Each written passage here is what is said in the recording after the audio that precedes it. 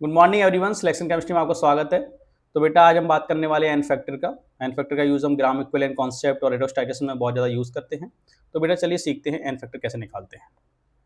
N factor जिसको हम valency factor के नाम से भी जानते हैं।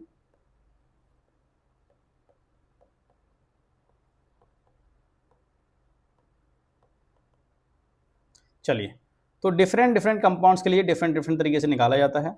जैसे कि पहला चीज़ हम 4 आयंस कैसे निकालते हैं। आयंस में कैसे निकालते हैं बेटा कि जितना भी हमारे पास चार्ज है आयन के पास, जो भी है पॉजिटिव चार्ज है या नेगेटिव चार्ज है, that is our n factor. Okay, so we can write here charge on an ion, है ना, आइदर पॉजिटिव और नेगेटिव चार्ज, एनीथिंग, है ना, आइदर पॉजिटिव और नेगेटिव चार्ज, जितना भी जो भी चार्ज है।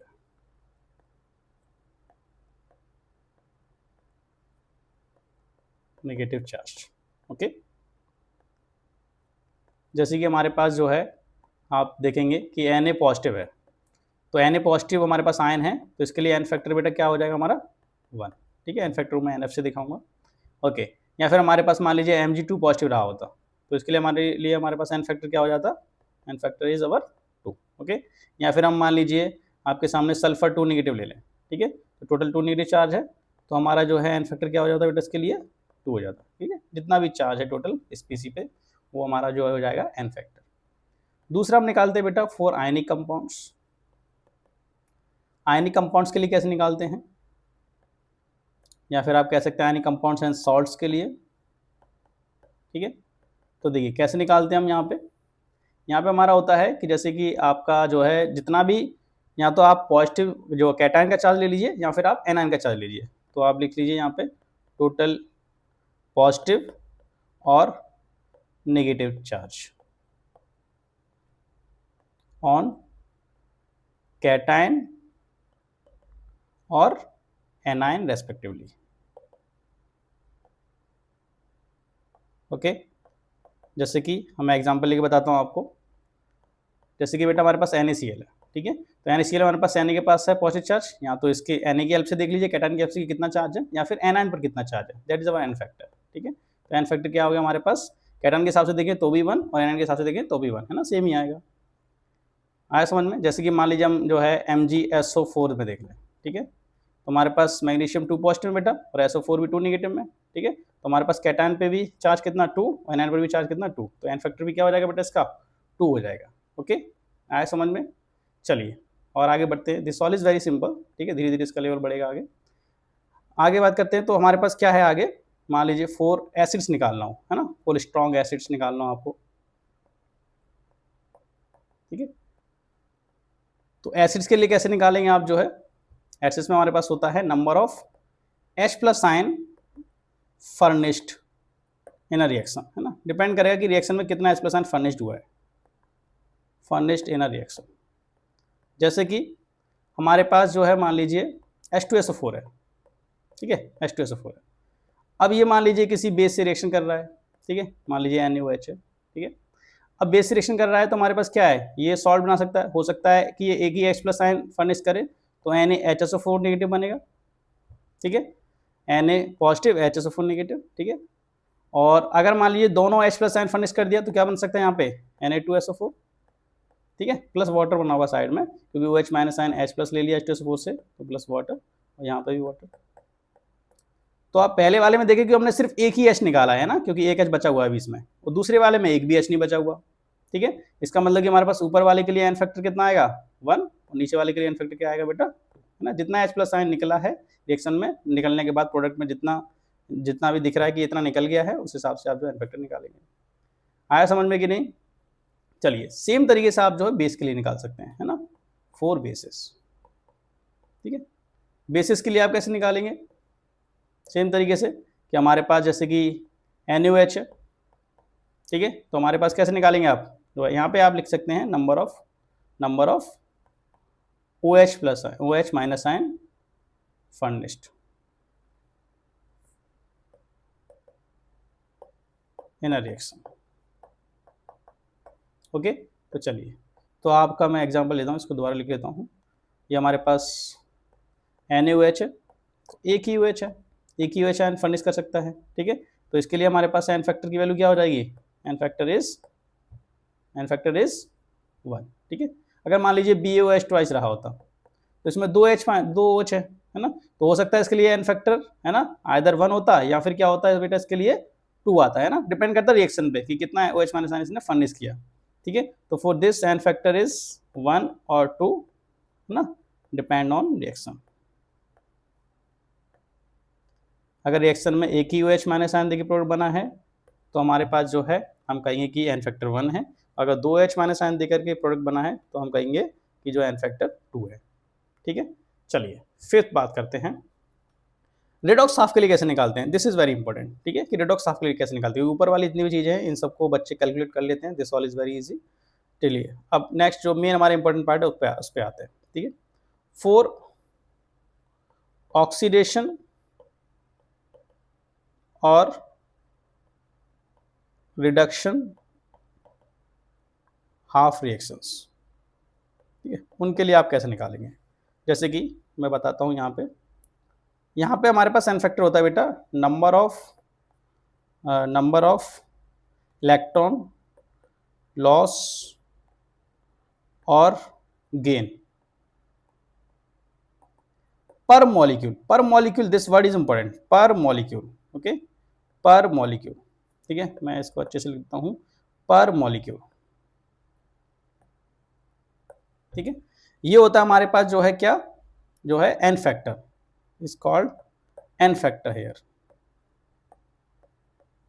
ठीक है। देखिए जरा मैं निकाल के दिखाता हूँ। जैसे मान लीजिए बेटा हमारे पास कोई MnO4 नेगेटिव स्पीसी है, ठीक है, और ये क्या बेटा हमारे पास Mn2 पॉजिटिव में, ठीक है, एसिडिक मीडियम में जाता भी है, आप जानते होंगे सभी, ठीक है।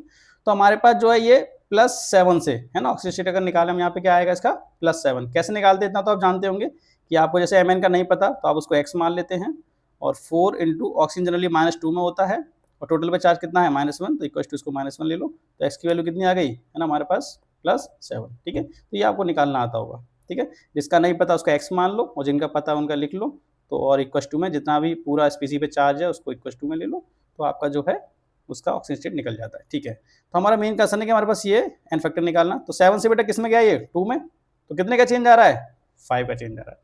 कितने का चेंज आ रहा है, 5 का। तो हमारे पास एन फैक्टर क्या हो गया इसके लिए एन फैक्टर क्या हो गया, एन फैक्टर इज 5। और इसके लिए भी एन फैक्टर क्या होगा, ये किस में जा रहा है, ये +2 से किस में जा रहा होगा, 7 में, ठीक है। तो इसके लिए Mn2 पॉजिटिव के लिए भी एन फैक्टर क्या हो गया, एन फैक्टर कितना आ गया इसके लिए भी 5, क्योंकि 2 से 5 में जा रहा है, ठीक है। प्लस माइनस के साथ नहीं लिखेंगे है ना, सिर्फ मैग्नीट्यूड लिखना होता है हमें, जो है प्लस माइनस के साथ नहीं लिखना, ठीक है। आया समझ में। चलिए तो हमारे पास जो है नेक्स्ट पे और एग्जांपल लेके दिखाता हूँ आपको। जैसे कि हमारे पास C2O4 2 नेगेटिव है बेटा, है ना, और ये गया बेटा हमारे पास किस में, C2O4 2 नेगेटिव किस में गया, ये गया बेटा हमारे पास CO2 में गया, ठीक है। ये हमारे पास गया CO2 में, ठीक है। तो हमारे पास कार्बन के पास कितना है +3 और ये +3 से किस में गया, प्लस आपका 4 में गया, ठीक है। +3 से किस में गया बेटा, +4 में गया यहाँ पे, ठीक है, आप देख पा रहे हैं। चलिए तो मुझे ये बताइए, ये जो है कितने का चेंज आया, +3 से किस में जा रहा है, +4 में, तो कितने का चेंज आया, एक कार्बन के लिए 1 का, क्योंकि 2 कार्बन है, ठीक है। तो 2 कार्बन के लिए कितना आ जाएगा, 1 × 2, तो कितना आ गया 2 का। आया समझ में कि नहीं, ठीक है। तो हमारे लिए एन फैक्टर की वैल्यू कितनी है इसके लिए, एन फैक्टर इज 2। और यहाँ पे एन फैक्टर जो हमारे पास, अगर मैं CO2 के लिए पूछूं तो बताएंगे कितना आएगा। यहाँ पे पर मॉलिक्यूल की बात हो रही है ना, पर मॉलिक्यूल कितना चेंज आया, ठीक है। तो यहाँ पे हमारे पास कितना चेंज आया बताइए, कार्बन +4 से किस में जा रहा है, 3 में, तो एक का चेंज 4 - 3 है ना, 1 आएगा, ठीक है। तो एक का चेंज और एक ही कार्बन है तो एक का चेंज तो 1 ही आएगा, एन फैक्टर कितना आएगा हमारे पास 1 ही आएगा, ठीक है। तो CO2 के लिए एन फैक्टर की वैल्यू हो गई 1। आया समझ में। अच्छा इतना बात समझ में आया आपको कि C2O4 के लिए मैंने देखा कि यहाँ पे +3 से 4 में जा रहा है, तो एक कार्बन के लिए जो है हमारे पास एक का चेंज मैंने दोनों कार्बन के लिए लिया, क्यों, क्योंकि बेटा दोनों कार्बन +3 में ना, 2 कार्बन गए हैं +3 में बार-बार से। देखो मैं यहाँ बना के दिखाता हूँ आपको। जैसे कि हमारे पास ये ऐसा है, ठीक है, ये ऐसा है, ठीक है। तो यहाँ पे देखिए हमारे पास क्या है, ये कार्बन से ऑक्सीजन खींच रहा है इलेक्ट्रॉन, क्योंकि ज़्यादा इलेक्ट्रोनेगेटिव है, ठीक है। तो हमारे पास कार्बन पे क्या आएगा, +3 आएगा, है ना, 3 बार खींच रहा है। ऐसे इधर भी ये 3 बार खींच रहा है, ठीक है, तो इस कार्बन पे भी क्या आया +3, ठीक है, तो 2 बार कार्बन जो +3 से किस में गया है +4 में गया है, इस वजह से मैंने क्या लिया 2 × 1 लिया है ना, 2 बार चेंज आया समझ में कि नहीं, ठीक है। ओके, चलो मैं और बात करता हूँ, और कुछ एग्जांपल लेके बात करता हूँ आपके सामने। जैसे कि मान लीजिए मेरे पास बेटा N2H4 है, ठीक है N2H4 गया बेटा हमारे पास N2 में, तो बताइए कितने का चेंज आएगा, N2H4 के लिए एन फैक्टर क्या होगा और N2 के लिए एन फैक्टर क्या होगा। तो देखिए N2H4 कैसा होता है बेटा, ऐसा होता है ना, ये आपके सामने ऐसा दिखता है, ठीक है। तो देखिए नाइट्रोजन कितने में है, यहाँ पे कितने में है, ये इधर से खींच रहा है, इधर से खींच रहा है, किसमें है -2 में, नाइट्रोजन तो आपस में खींच नहीं पाएगा, और इधर से खींचा, इधर से खींचा, ये भी किसमें है -2 में, है ना। तो नाइट्रोजन यहाँ पे कुल मिला के -2 में, तो ये -2 से किसमें जा रहा है 0 में, है ना। NN तो हमारे पास कोई आएगा नहीं, है ना। NN में तो हमारे पास कैसा दिखता है आपके सामने, ऐसा दिखता है N ट्रिपल बॉन्ड N, कोई भी नहीं खींच पा रहा है, ठीक है, तो दोनों पे 0। चलिए, तो हमारे पास क्या है बेटा, हमारे पास -2 से कितने का चेंज आया यहाँ पे 0 में, 2 का चेंज एक नाइट्रोजन के लिए, क्योंकि 2 नाइट्रोजन तो हमारे पास कितना आ गया 2 × 2 कितना आ गया 4, ठीक है। तो हमारे पास जो है एन फैक्टर क्या आ गया N2H4 के लिए, एन फैक्टर इज 4, ठीक है। N2 के लिए अगर हम देखें, तो अगर N2 गया हमारे पास N2H4 में, तो यहाँ पे कितना 0 से -2 में जा रहा है, तो हमारे पास कितना एक नाइट्रोजन के लिए 2 का चेंज, और 2 के लिए कितने का चेंज, वही 2 × 2 4 का ही चेंज है। तो N2 का भी एन फैक्टर कितना है बेटा 4 ही है। क्या इतना समझ पा रहे हैं सभी लोग, कर पाएंगे इसको, ठीक है।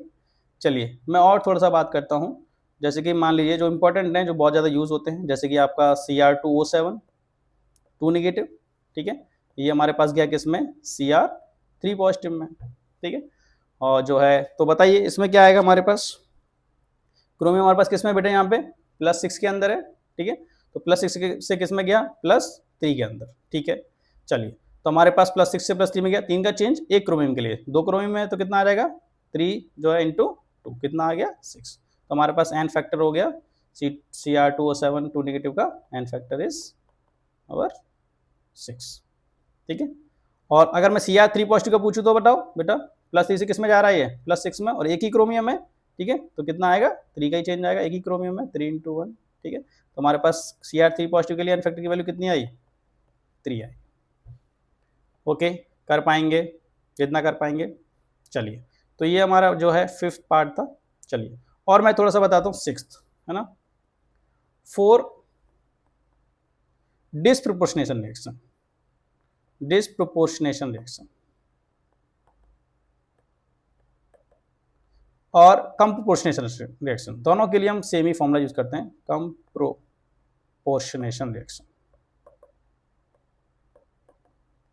डिस्प्रोपोर्शनेशन रिएक्शन क्या होती है, आप जानते हैं कि ऐसी रिएक्शन जिसमें एक सेम स्पीसी का ऑक्सीडेशन भी हो रिडक्शन भी हो, है ना, तो जो है वो जो है हमारे पास क्या कहलाता है डिस्प्रोपोर्शनेशन रिएक्शन, और डिस्प्रोपोर्शनेशन रिएक्शन का ही उल्टा क्या कहलाता है कम प्रोपोर्शनेशन रिएक्शन। जैसे कि मान लीजिए हमारे पास P4 है ना, तो बेसिक मीडियम बेटा किस में जाता है, आप जानते हैं किस में जाता है, ये PS3 के अंदर जाता है, और किस में जाता है H2PO2 नेगेटिव के अंदर जाता है, राइट। चलिए, तो अब हमें इसमें निकालना है ना, एन फैक्टर ऑफ P4 निकालना है ना, PS3 अलग पूछ सकते हैं, है ना, और H2PO2 नेगेटिव अलग पूछ सकते हैं। तो बताइए P4 का क्या आएगा एन फैक्टर, देखिए हमारे पास P4 में फॉस्फोरस किस में बेटा 0 में है ना, क्योंकि होमोन्यूक्लियर स्पीसी है, होमोन्यूक्लियर स्पीसीज की क्या होता है जो है ऑक्सीजन स्टेट 0 आता है। फॉस्फोरस में कितना बेटा -3 है, क्योंकि फॉस्फोरस थोड़ा सा ज़्यादा इलेक्ट्रोनेगेटिव होता है हाइड्रोजन से, इसलिए थोड़ा सा खींचेगा 3 हाइड्रोजन से अपनी ओर, तो -3 आएगा। और यहाँ पे फॉस्फोरस किसके अंदर है, यहाँ पे +1 के अंदर है, ठीक है। तो यहाँ पे हमारे पास 0 से किस में हुआ, किस में गया ये 3 में, तो कितने का चेंज आया, है ना 4 है ना, तो एक के लिए 3 का चेंज, क्योंकि 4 है तो कितने का चेंज आया 12 का, ठीक है। ऐसे हमारे पास किस में गया ये फॉस्फोरस, यहाँ से +1 में गया, 0 से +1 में 1 में, तो एक ही का चेंज है 0 to 1 एक का चेंज, और क्योंकि 4 है तो 1 × 4 कितना आ गया हमारे पास 4, ठीक है। तो हमारे पास जो है ये आया, ठीक है। अब हमारे पास 2 तरीके के जो चेंज दिख रहे हैं फॉस्फोरस के रेस्पेक्ट में, P4 के रेस्पेक्ट में, ठीक है।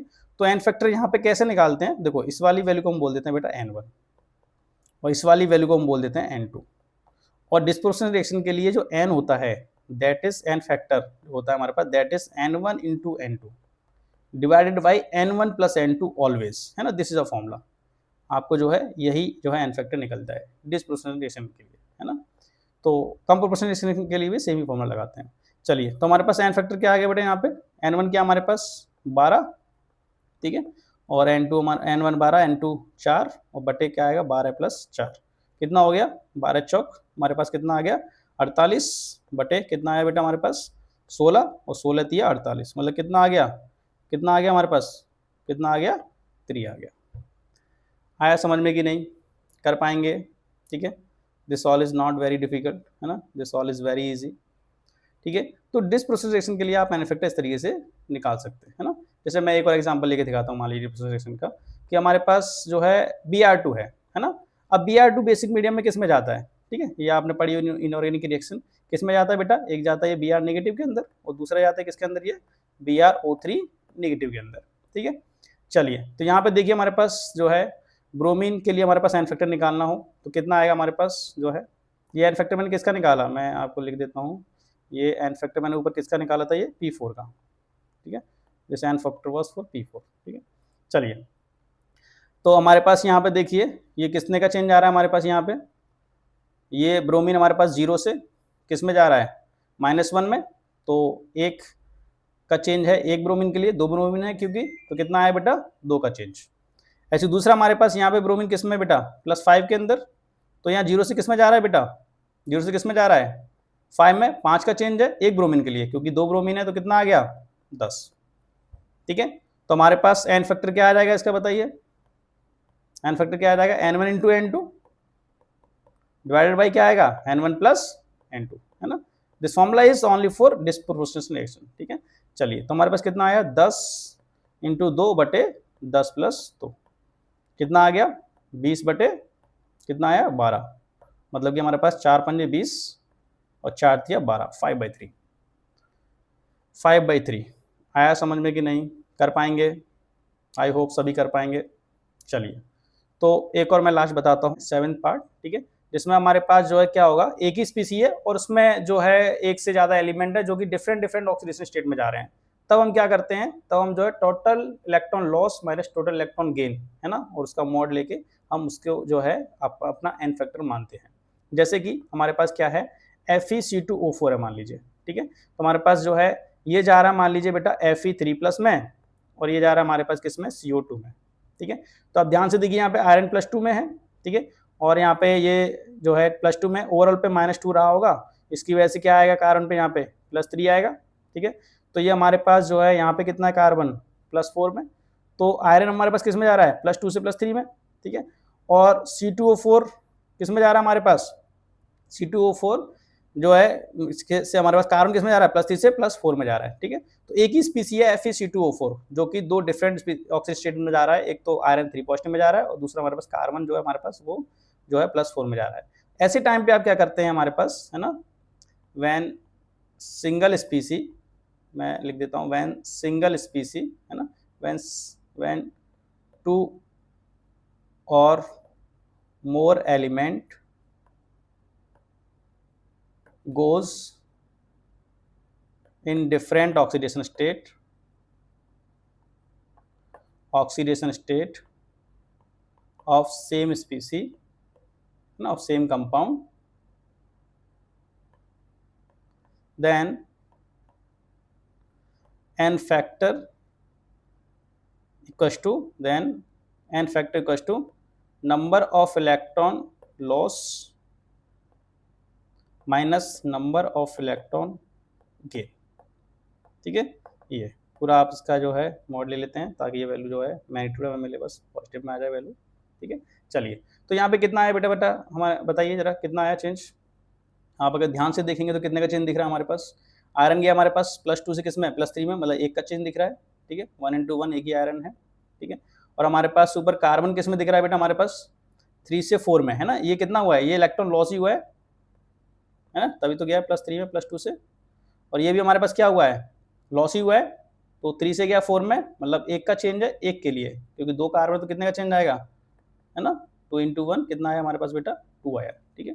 तो हमारे पास 2 इलेक्ट्रॉन ये भी लॉस ही हुआ है, अब इसमें गेन तो कुछ दिख नहीं रहा है, ठीक है, इस वाले में रिएक्शन में कुछ गेन तो हुआ नहीं है, तो हमारे पास एन फैक्टर क्या आ जाएगा बताइए FeC2O4 का, FeC2O4 का एन फैक्टर क्या हो जाएगा, टोटल लॉस, है ना, of electron minus total gain of electron, gain तो कुछ हुआ ही नहीं है इसमें दिख नहीं रहा, ठीक है, क्योंकि दोनों ही रिएक्शन कैसी हैं ऑक्सीडेशन वाली है, अगर एक रिडक्शन वाली होती तो उसमें गेन वाला आ जाता।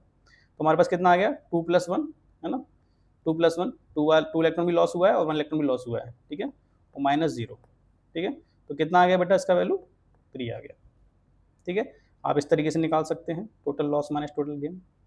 आया समझ में? कर पाएंगे सभी लोग, ठीक है। चलिए बहुत बढ़िया, एक बार एक खुद से आप करके देखना, एक बार मैं आपको होमवर्क के लिए देता हूँ बेटा कि 4FeCN6, ठीक है, और ये हमारे पास ऐसा है, ठीक है, और ये मेरे पास जा रहा है मान लीजिए Fe3+ में, और हमारे पास जा रहा है मान लीजिए ये CO2 के अंदर, और ये NO3 नेगेटिव के अंदर, ठीक है। इस क्वेश्चन को एक बार खुद से ट्राई करें, ठीक है, कि और बताएंगे सभी लोग एन फैक्टर्स का कितना आया, ठीक है। I hope you all like this video. Thank you everyone.